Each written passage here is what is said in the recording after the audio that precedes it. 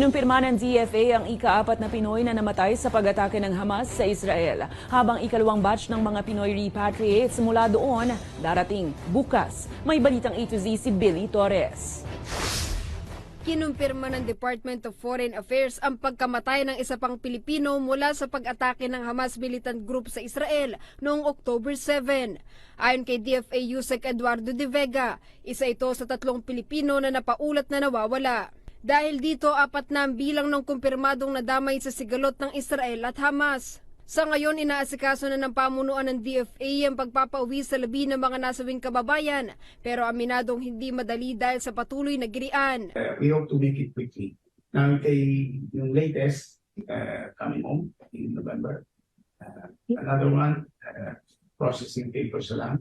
Nakikipag-ugnayan naman anya ang gobyerno ng Israel sa Pilipinas at nangakong magbibigay ng tulong sa pamilyang naiwan ng mga ito.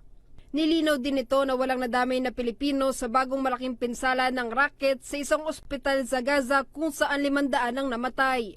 We're glad to inform you na wala, no? Because as I was saying, that was in Gaza City.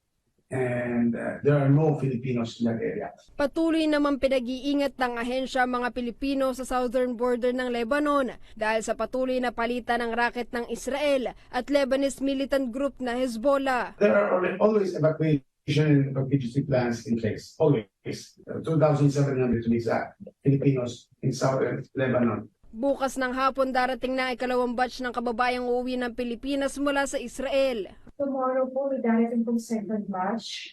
At sasalubungin naman po ito ng OWA, DMW, DFA, and other agency. Tomorrow po, bukas. Same flight po katulad po ng kahapon. Samantala, nagpahayag ng suporta ang DFA sa United Nations sa effort itong makapagbigay ng humanitarian aid sa mga apektadong sibilyan sa bakbakan ng magkabilang panig.